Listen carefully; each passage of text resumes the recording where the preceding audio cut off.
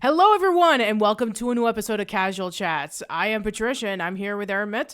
Hey, how's it going, everybody? Yeah, so today we're going to be talking about Rainbow Brite, the 1984 series based off of the Hallmark company, and they also did a movie back in 1985 called Rainbow Brite and the Star Stealer. And by the way, this is the 40th anniversary of the movie because it's released all the way back in the 15th of November of 1985. Yes.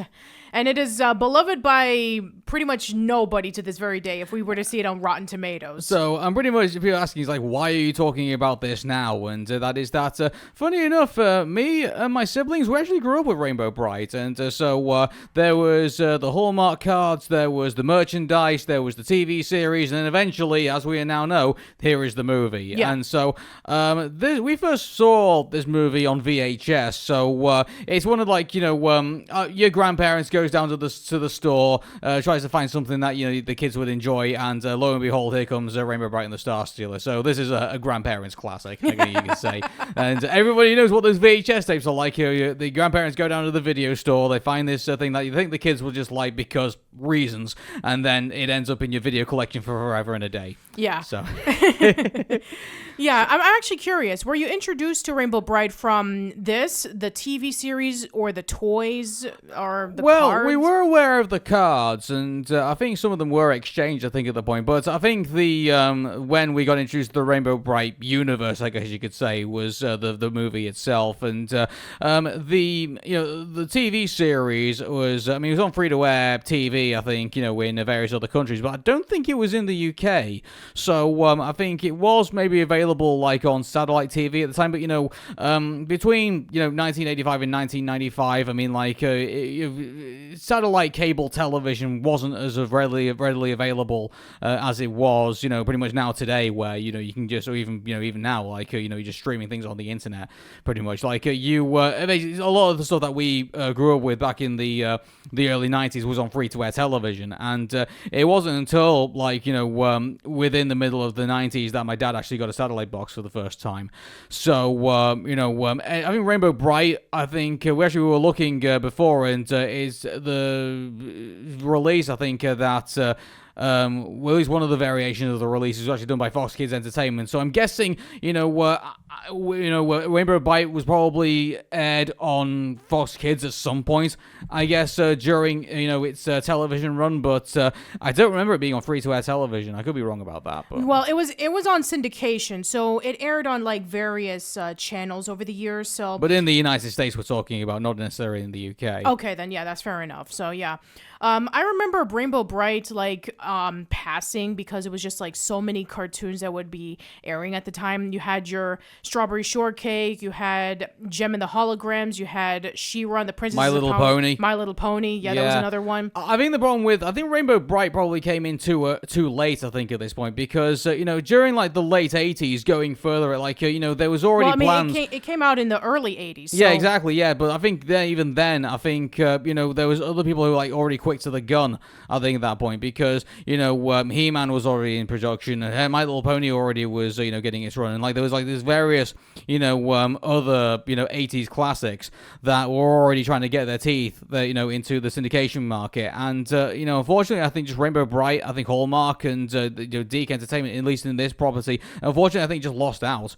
So, well, not only that, but there was only 13 episodes, and yeah, it wasn't a major staying power compared to all the others in which they lasted for a lot longer. When you think of major franchises from the 1980s that girls gravitated towards, sure, you're gonna get a few people who say that Rainbow Brite was one of them, but then you have My Little Pony, which just blew everything out of the water, and yeah, even to this very day, we have multiple generations of My Little Pony, and also Strawberry Shortcake as well.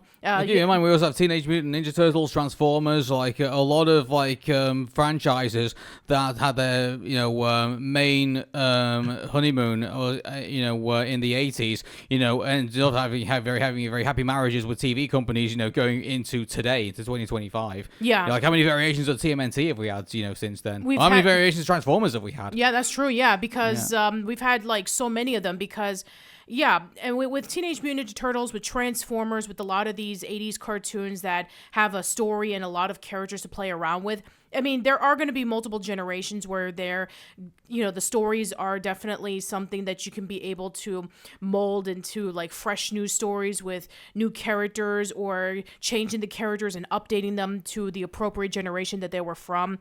Yeah, with Rainbow Brite, they've only had one reboot, and that was in 2014, and it only lasted for 3 episodes, and it was on exclusively on the Hallmark streaming service, which I didn't know anybody who had that. Yeah, exactly. And so, but anyway, we're not talking about the modern, reincarnations of Rainbow Brite in this case. We're talking about like what happened in the 1980s. So, we had the TV series, which where we watched the original episode to give us an introduction to what Rainbow Brite is. And by the way, for everybody who doesn't know what Rainbow Brite is, here's this tutorial to help you guide you through.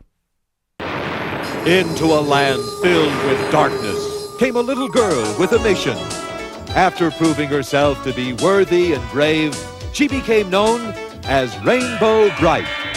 Now, along with her magnificent horse Starlight and her loyal and true friends Twink and the Color Kids, she lives far away in Rainbow Land, a wonderful place full of color and happiness.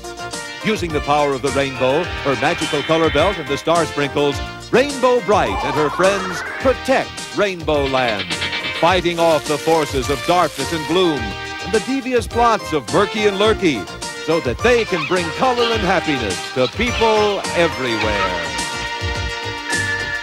So that is Rainbow Brite for everybody who is uninitiated. So this lasted until 13 episodes, but then finally we got the movie. And I guess for everybody wondering what went wrong with Rainbow Brite, well, I guess we're about to talk about it, because this is the 40th anniversary of this movie, and we watched it for, I think Patricia watched it for the first time. I did. I've watched it for the umpteenth time, because, again, it was a VHS that was in the family collection, and it was on all the freaking time. Yeah. So, it brought back some happy memories and not so happy memories, I guess you could say. And so I'm sure my siblings will have a different view of what they think of Rainbow Brite. But I mean, putting nostalgia aside, I mean, let's just talk about what this movie got right and what this movie got extremely wrong, I guess you could say. All right, so let's begin with the plot. Yeah. So the idea is that it's the first day of spring, and Rainbow Brite and the Color Kids are now going to bring spring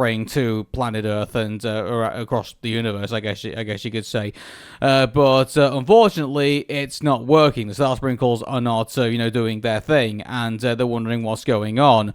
So it turns out that there is this evil princess who is just called Princess. I mean, there's no... this is the thing with our antagonist, besides being massively selfish and probably being you have that selfish, character in every anime or every 80s, cartoon show, where there was, I can't remember who the character was in Maxie's World and who the character was in Galaxy High and you know what I'm talking about. Yeah. That character exists within that 1980s sort of universe.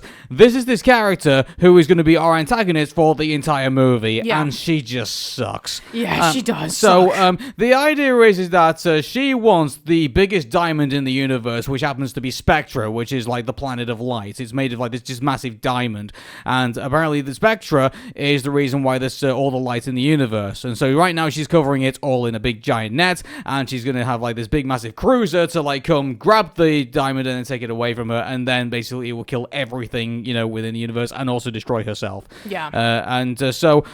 The idea is that Rainbow Brite needs to stop the evil princess from taking Spectra and obviously saving the universe. Yeah, pretty much. Yeah, so that's essentially the plot. And it's actually interesting because the diamond almost kind of reminded me of a prism, in which when you shine light into a prism, it shoots out a rainbow. I'm sure that a lot of people would know that from science class, or if they ever grew up with the Magic School Bus in the 90s. I think one disappointment from it is that you have this sort of concept in there, and you have Rainbow who has this rainbow magic, and you would think that she would do something pretty epic, anime style epicness, going Super Saiyan with the Spectra and blasting the rainbow into it and destroying our villain. You'd think that would be the way that, actually, to be fair, that's what she does at the very end of it. But even when they get to that point, it doesn't seem as epic as it should be.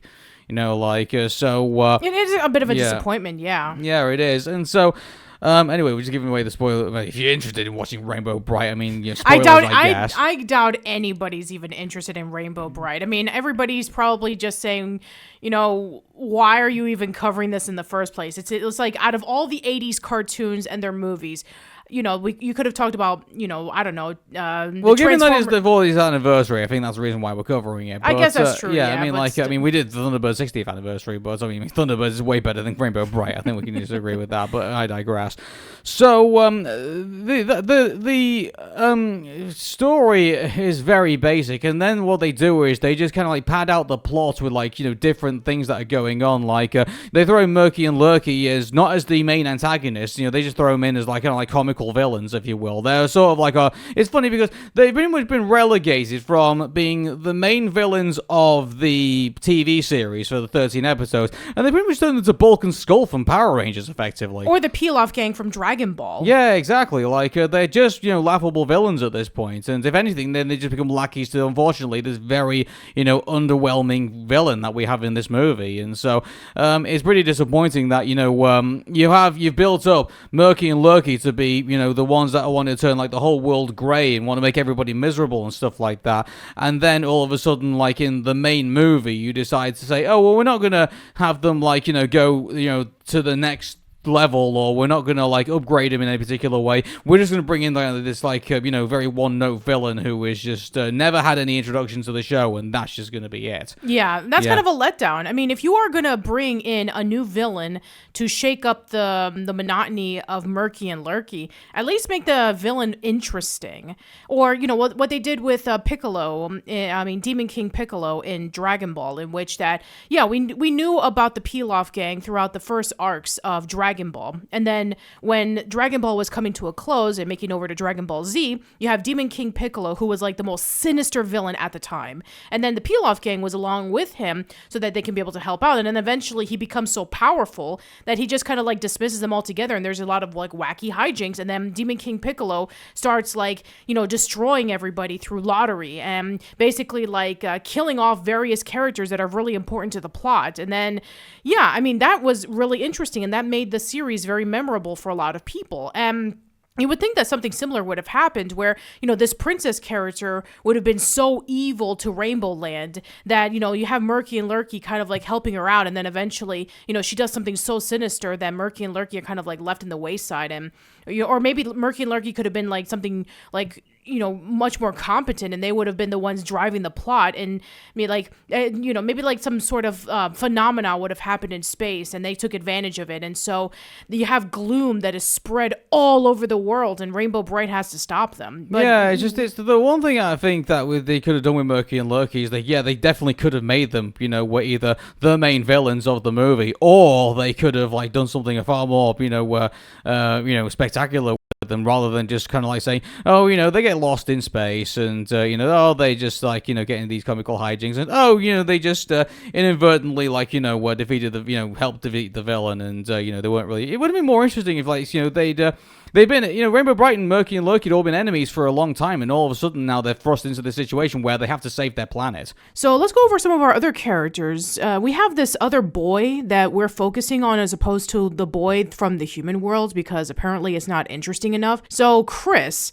And Krys comes across as a bit sexist when he first meets up with Rainbow Brite, saying about how, she's a girl and she can't do anything, and I can be able to take down the princess because, Rainbow Brite's a girl. She just shoots out rainbows. She's nothing special. Yeah, this is not a very good character. He's pretty awful. Yeah, he looks pretty cool looking, and he can shoot out lasers, and he rides around this horse named Onyx, but still, he's not a very good character. It didn't come out in the 90s. Can you imagine if Krys said that in the 90s? Could you imagine the reaction that would have got? Oh, no. Yeah, no, good no. grief. That would have been terrible. Yeah. And so Krys has this horse named Onyx, and that's how Rainbow Brite is able to know about what's going on in Spectra, because Onyx comes along and it's kind of like broken up a little bit, but she kind of gets the message. And so eventually she goes over and she sees like there's these group of like these creatures that are being taken over by these robots, and they're kind of like slaves.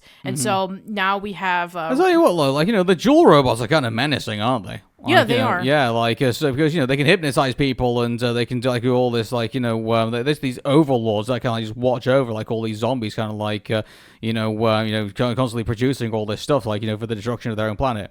Yeah. Now some commentary. Good grief. Yeah, I mean, it's definitely a lot more effective than Murky and Lurky when they shoot out the gloom clouds, and then they make all of the characters feel like, oh, everything's hopeless and everything is sad, and there's nothing we can do about it. But in this one, it's like, yeah, they're basically zombies, and they're getting the minerals off of the planet that's eventually going to be destroyed anyway. So yeah, that's actually pretty sadistic. Well, the idea is that they're building the giant net that will carry the planet away, and so that's what they're doing on the planet. Yeah. So, yeah.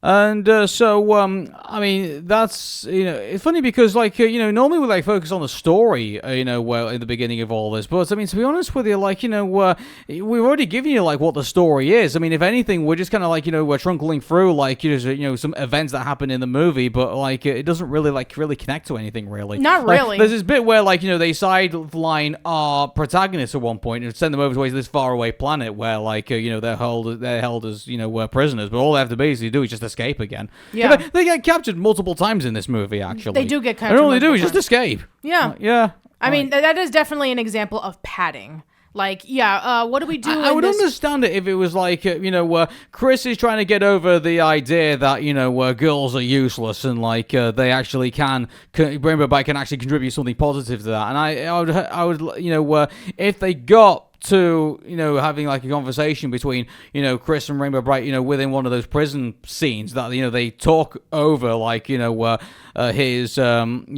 prejudices towards girls, maybe that could have been something that they could have done within those scenes, but they didn't do it. It just basically ends up being like, oh, how do we escape? Oh, either Starlight's gonna help us escape, or Onyx is gonna help us escape. Onyx, by the way, is like the robotic horse, and you know what, I get the feeling that they were worried that it was only going to be girls who are going to be seeing this movie, so let's put this boy in with this robot horse. Like, let's try and get the Transformers crowd in there a little bit, maybe. I don't know. I mean, to be quite honest, I mean, it is a pretty cool horse. It is, yeah. Like, I like the idea that, here's Starlight, who is, like, whimsical, like, full of hope, and is, like, has just this massive personality. And then you have, like, the other opposite of that, which is kind of like, it's a horse that just is programmed to think and, do what it's supposed to do.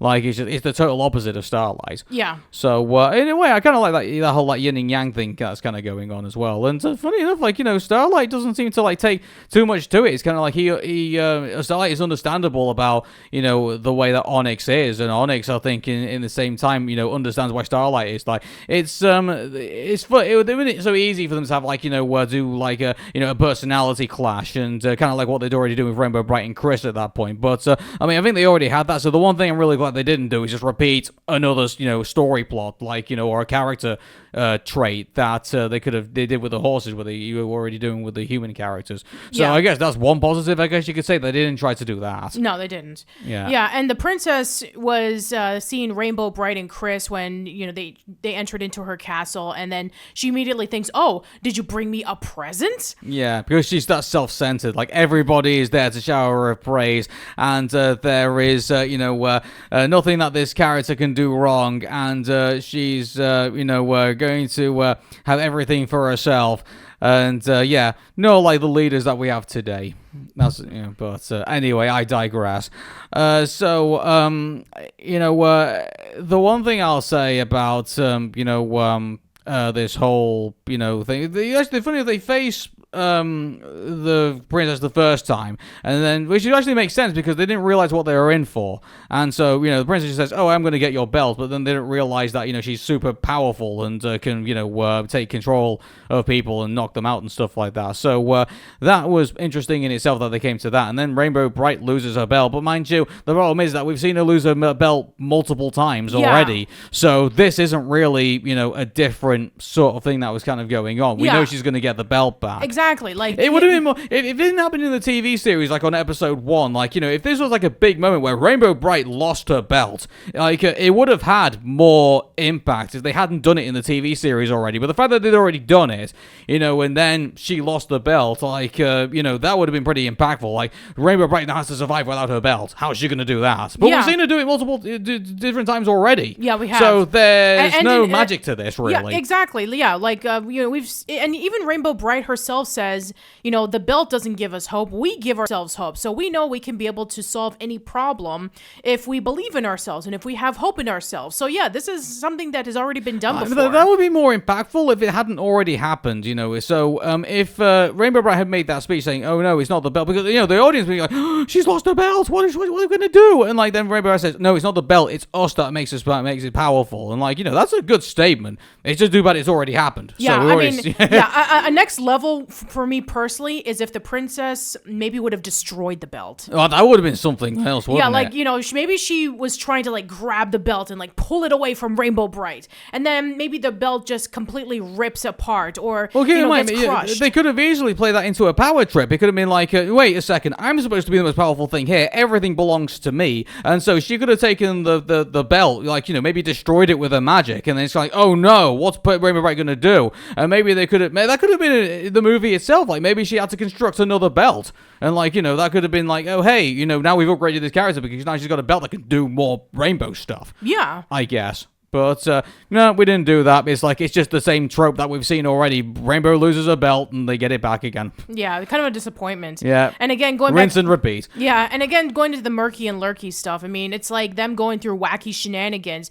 while they're, teaming with the princess saying, oh, we have defeated Rainbow Brite many times and we can give you her and all that kind of stuff. I love that way. It's like, we've taken on that Rainbow Brite for years and years and years. We already know our weaknesses. And then like, by the way, there's this green dude who, like, we don't know who he is. Like, is he like a Roll Brazil? Like, is he a Jafar character? Is he like what does this green bearded guy do? I don't know. What's his position? I mean, like, is he the court guy or something like that? I don't know. Maybe he's just the advisor. Like, is he the king? Like, I don't know. Maybe he is the advisor. I'm not sure. I don't know. Like, it's weird. Like, he just there was just this random green character who is never explained, or maybe he was supposed to be explained, but they cut it for time. I don't know. I have no idea. I have no idea. It was just to see what his deal with it is. All it is. He's just a servant or something like that. I'm not too sure. I don't know. But so I just love the fact that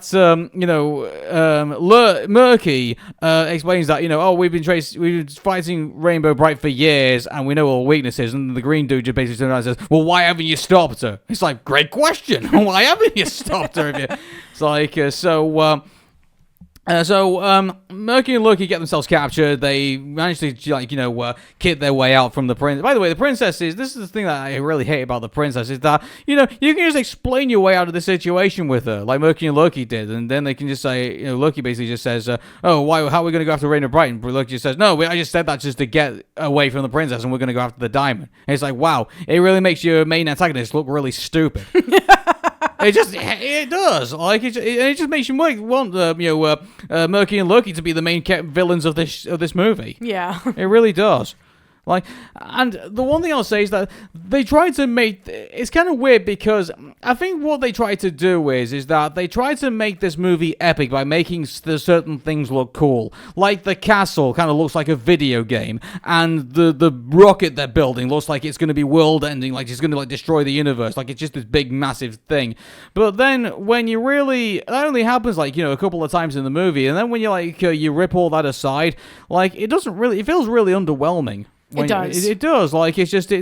They really look like they're trying their best to make this movie look as epic as possible, but it just ends up falling flat. Yeah. I mean, it's not as... this movie is definitely not as remembered, say, compared to, Transformers, the movie, in which all the main characters die. Yeah. Or, they got a lot of criticism for that. So, that's true, yeah. It's to the point where they have to say that the guy who led G.I. Joe was oh no, he just fell asleep. I think maybe it was probably best they didn't kill off Rainbow Brite and the color kids in this movie, maybe. Well, well, no, but I'm just saying, like, the point is that they did a lot of, like, maybe controversial changes at the time, but let's be honest. I mean, people remember it for a reason. Yeah, exactly. The one thing they probably should have done in this, like we were saying before, they should have destroyed the Rainbow Belt, maybe, or maybe they should have brought Rainbow to her lowest point where she started to feel like she's giving up hope, and then all of a sudden, like, there's this one thing that she never realized. She then grabs onto like a life raft, and then she becomes a more powerful character because of that. And then they could have gone down that route. There was. It's funny because with Rainbow Brite, they could have gone various other directions with her in regards to her character, in the way that she carries herself, in the way that she interacts with her, her other side characters. There's a lot more they could have done. And now that Rainbow Brite and the Starstealers have been done, it kind of feels like, well, now that you've done that, I feel so underwhelmed. I really don't need to do anything else with this character. And they didn't do anything else with the character afterwards. No, exactly. That was it. Yeah, that was it for 20, 30 years later in 2014 when they brought it back, but they only brought it back for a short while. And it's kind of like a wasted opportunity because the 2010s was a massive year where a lot of 80s and 90s shows were making a major comeback.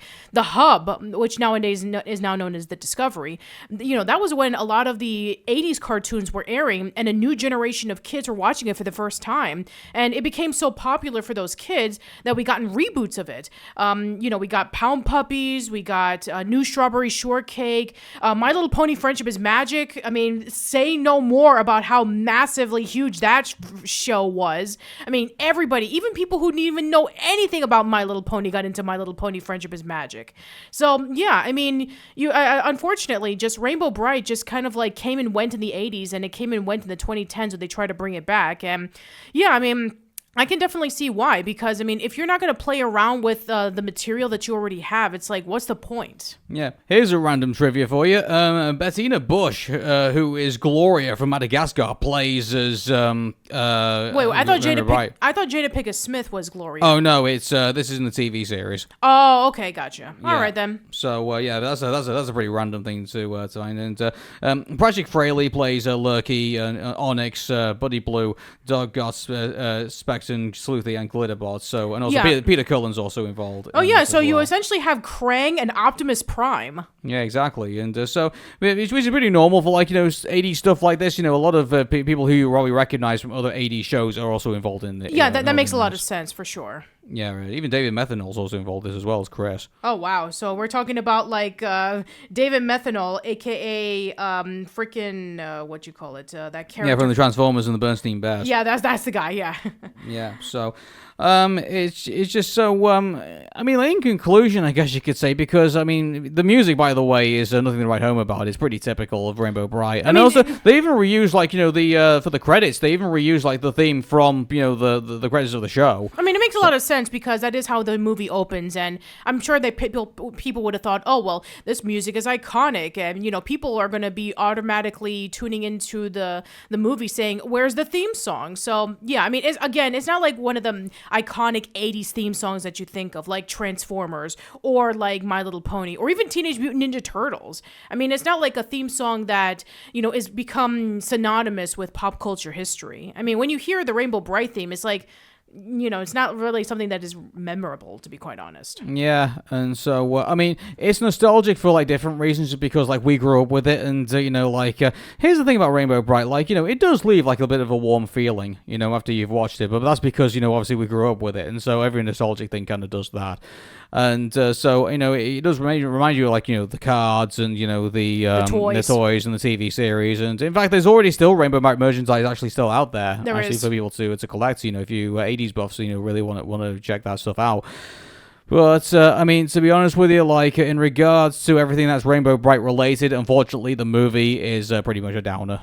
I think at this point. There's just, I really wish there was more story. I really wish they did more with the characters. I really wish that they just did something different and not this movie. So, it sounds kind of weird because we're kind of celebrating the 40th anniversary of this movie coming out, but at the same time, we're sort of kind of mourning it at the same time because it's kind of wow, this could have been so much better. Yeah. I mean, there's a reason why it's not brought up alongside with other TV shows that had movies in the 80s, like My Little Pony or even Transformers. Yeah, exactly. So, I mean, are we going to rate this now? Okay, how do we, sure. Here's the thing about this. I mean, like, Rainbow Brite as a concept. I mean, the idea of, like, having this girl who has these rainbow powers who brings, joy and happiness wherever she goes, and she fights, like, the dark evil and things like that. I mean, like, the concept of it, I think, is great. I think there's nothing wrong with, like, the idea of it, and the color kids, all seem fun, and, like, they all seem to have their different personalities. It's just too bad they didn't really explore them all that well. The side characters, I mean, they don't seem to be. I mean, I like, Starlight. I think is, obviously, quite a funny character in himself from time to time. Onyx, I think, obviously, he's just Onyx. He's just like, the robot horse. And Krys, if you ignore like his flaws, I mean, the fact that he develops later on to like, be like, a good side character, later on in the movie when he starts putting his prejudices aside, and I think, it's a shame really because there's so many good ideas that I think are in this movie, and it's just too bad that they're all executed just really terribly. And so this might be probably the kindest score, I think, compared to all the other scores that are currently going out. This is probably the kindest thing I'm probably going to give it. It's probably a 4 out of 10 for me. I'm gonna give it a 3. A 3, so a 3.5 out of 10. Yeah, I'm sorry, I didn't really care for it. I mean, again, this is somebody. Well, you didn't grow up with it. I did. I never grew up with this. No, I didn't even grow up with the TV series that much. I mean, I knew about the toys, but I didn't really know about the cartoon at all. Yeah, I mean, I just thought that the story was kind of very slow paced. I thought it was pretty boring. They kind of like dragged the plot over to where they was trying to justify this being like a movie length thing. Like, you really need to know about the TV series in order for you to understand the plot and exactly, the world. Yeah. The other thing about it as well is that, like some parts of it, like it just feels more like I feel like they played video games. I think before they started making this movie, doesn't this kind of feel like more like you're watching a video game, really? Because like here's the you see like all the monsters and they look like like mini bosses, like in like you play in the video game. I almost feel like picking up a controller and like playing with the buttons because like I'm fighting something here. Like it just feels so video game. It feels like a giant video game in a way, and I think they missed the point. Like they tried to make this thing so epic, but I think they missed the point. Like they're making a movie here. Yeah, and the princess is not very interesting. I mean, she's just a self-centered evil character who just wants the diamond because she thinks that she needs to own everything. Yeah, like it's just there's it's funny because and I get it's a bit unfair because there's villains that we've had which are like this, like for example like in Puss in Boots: The Last Wish, and with what's his name of that villain that Jack Horner, and there's various other villains that are like selfish and where we just want everything, and yet they have like very complex histories behind them. That's the reason why they do it. There's no backstory to this antagonist at all, and she has no relevance to the series whatsoever. No, exactly, and so it's a shame really because I felt like with a character like that they could have done so much with it, and they just chose to like keep a very one note, and they gave her no explanation whatsoever. I mean, to be fair, this was the 80s. A lot of she's just a freaking diva. Yeah, again, this is the 80s, so a lot of cartoons were like this, where they didn't really develop a lot of the characters other than just the one note tropes. It's crazy to think of how far we have come over the last 40 years of how we present characters and how we are able to build upon their motivations and building the story into something more epic. When you look back on shows like Rainbow Brite, it kind of makes you think that, wow, I mean, this is how shows used to be back then. Well, yeah, I mean, this is this kind of stuff that we grew up with, and we just didn't think of anything else at the time. And in recent years, reboots and remakes and revivals that are able to take these same stories and characters and elevate them even more was a showcase of what kind of possibilities that they could have had if writers didn't have the limitations that they did have back then. Looking back on something like Rainbow Brite and the Star Stealer just gives you back that quaint reminder of how things used to be and how, let's be honest, it's not imperative that we need to go back for that particular time. I know that there's people who have a lot of nostalgia for it, and I completely understand, but still, I think that we have grown accustomed to bigger and better ways of how we can be able to present stories and characters. Yeah, something like Rainbow Brite is something that I definitely do not want to go back to. I'm sorry. All right, well, I think that we've pretty much said everything that we need to say about Rainbow Brite and the Star Stealer. So it's my turn, and next time we're going to be talking about a movie that I grew up with as a kid and that it doesn't hold up to the test of time. We're going to be talking about Happily Ever After. Until then, everyone, take care. Bye-bye.